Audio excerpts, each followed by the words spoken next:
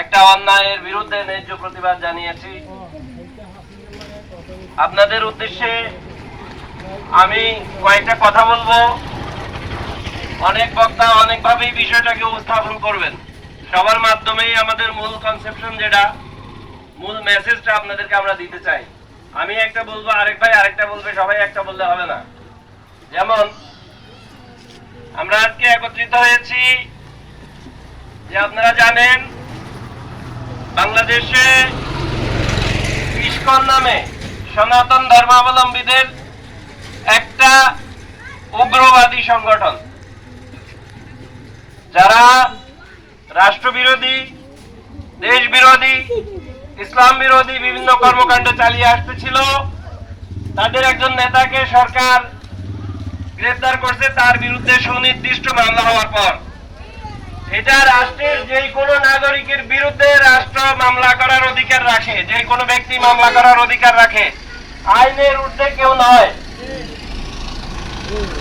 আমাদের রাষ্ট্রের আইন অনুযায়ী আমরা রাষ্ট্র যখন পাশ করি, রাষ্ট্রের আইন মানতে বাধ্য। আজকে যদি এই মামলা ডক্টর ইউনূসের বিরুদ্ধে হইতো এবং ওনাকে অ্যারেস্ট করা হইতো, সেটা মেনে নেওয়া লাগতো।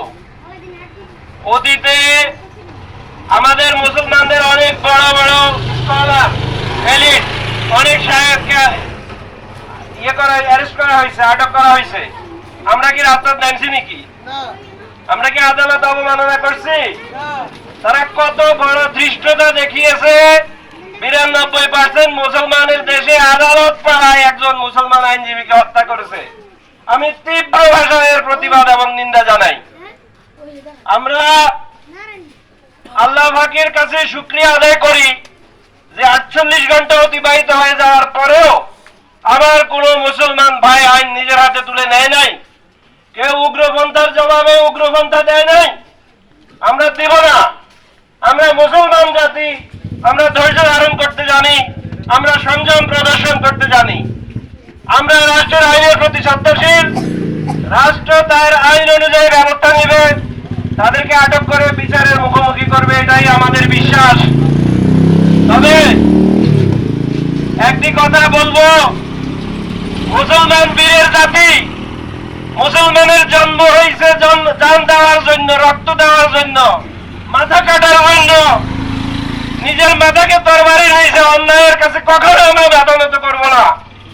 মাথা তরবারি নিয়েছে, আমরা দিয়ে দিব, বন্দুকের সামনে দিয়ে দিব। সেখানে তারা কত বড় দুঃসাহস দেখিয়েছে। যদি আমরা ধৈর্যের পরিচয় না দিতাম, মুসলিম জাতি ধৈর্যের পরিচয় না দিত, তাহলে রক্ত গঙ্গা বয়ে যেত।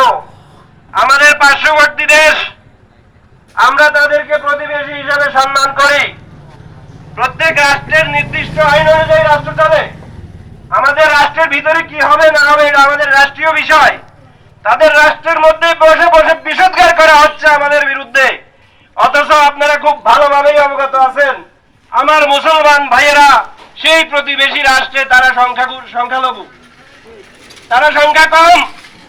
কি পরিমাণ নির্যাতন, নিপীড়ন, হত্যা, ধর্ষণ, মসজিদ ভাঙা, তাদেরকে রাস্তায় রাস্তায় ফুটবলের মতো তাদের নারীদেরকে নিয়ে তারা যা মন চায় তা করতেছে।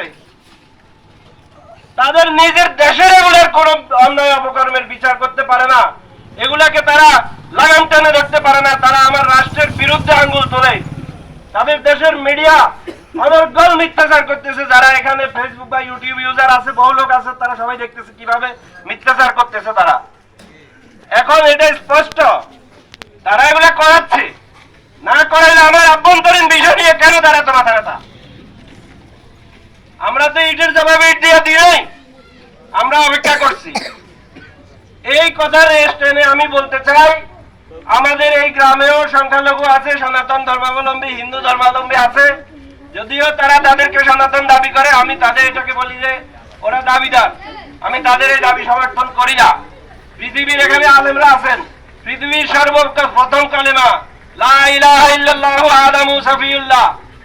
কি বলেন হুজুর? ঠিক আছে কথা। হযরত আদম আলাইহিস সালাম প্রথম পুরুষ এবং প্রথম নবী, ওনার উপরে এই কালেমা। এখন উনি ছিলেন মুসলমান। মুসলমান তাইলে উনি সবাই আগের, উনি পুরাতন, উনি সনাতন। এরা কি করে সনাতন হয়? আমরা এই যুক্তি আজ পর্যন্ত কেউ খণ্ডন করতে পারে নাই। কথা হইলো ওনারা হিন্দু হোক সনাতন হোক যাই হোক, আমরা 3 প্রজন্ম 4 প্রজন্ম ধরে দেখতেছি, আমাকে দাদা করে দেখছি, বাবা করে দেখছি, এখন আমরা আছি, আমাদের পরবর্তী প্রজন্ম আপনারা অনেক আমাদের সামনে আছেন। আমরা শান্তিতে বসবাস করতে আছি, আমরা শান্তিতে বিশ্বাসী। ইসলাম মানেই শান্তি, ইসলাম মানে ঐক্য। আমরা চাই না যে অন্যায়ভাবে আমাদের গ্রামে কোন সংখ্যালঘু, কোন হিন্দু বা সনাতনী যেন অন্যায়ভাবে কারো দ্বারা, কথার দ্বারা, কাজের দ্বারা যেন আক্রান্ত না হয়। ব্যক্তিগত হোক, সমষ্টিগত হোক, দলবেঁধে হোক।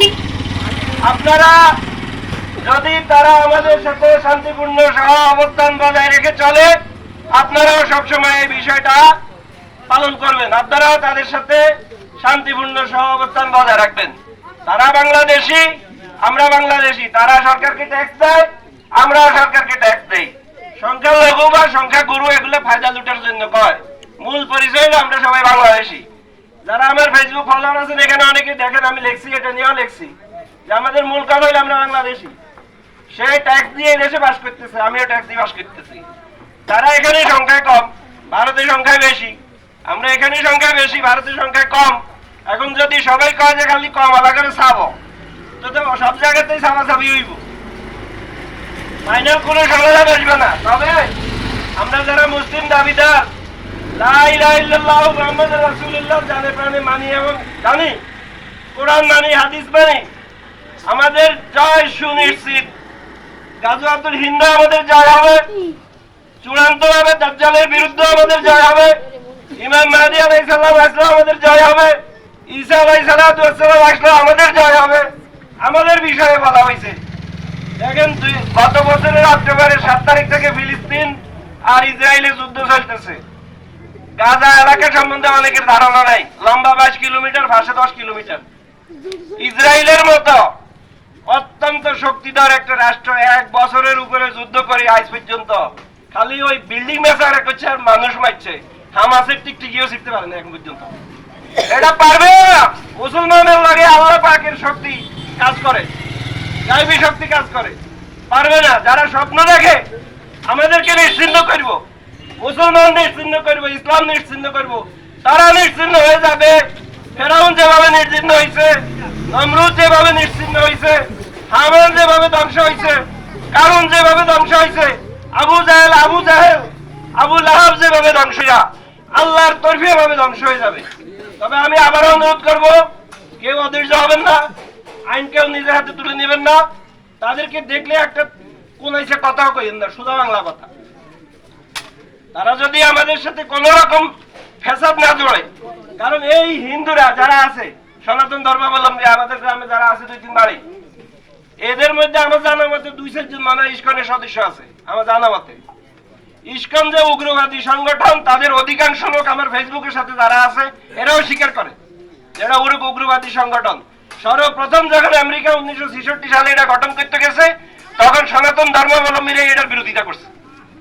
কারণ এই ইস্কনের মূল উদ্দেশ্য, আমি ওই শব্দটা ভুলে গেছি, এখন সংস্কৃতে একটা শব্দ আছে, ওই শব্দটার অর্থ হইল মুসলমান মুক্তকরণ। ইস্কনের মূল যে এজেন্ডা হইল মুসলমান মুক্তকরণ, ইসলাম মুক্তকরণ। এটা কোশ্চিন কালেও হবে না, ইনশাআল্লাহ। পৃথিবী ধ্বংস হয়ে যাবে, আবার কিয়ামতের পরে নতুন পৃথিবী রচনা হবে, আল্লাহ পাক হিসাব নিকাশ নেবে। ইসলাম ছিল, ইসলাম আছে, ইসলাম থাকবে। যদি কেউ এই দুঃস্বপ্ন দেখে থাকে যে আল্লাহর জমিন থেকে আল্লাহর মনোনীত ধর্ম ইনদাল্লাহিল ইসলাম, ইন্নাদ-দীনা ইনদাল্লাহিল ইসলাম, আল্লাহর একমাত্র মনোনীত ধর্ম ইসলামকে কেউ যদি মনে করে যে পিঁপড়ারে যেরকম পায়ে ডালা দিয়ে শেষ করে দিতে এভাবে করে দেব, তাদের স্বপ্নই থেকে যাবে ইনশাআল্লাহ। আল্লাহ পাক আমাদের সহায় হন। সবাই ধৈর্যের পরিচয় দিবেন। ধন্যবাদ সবাই।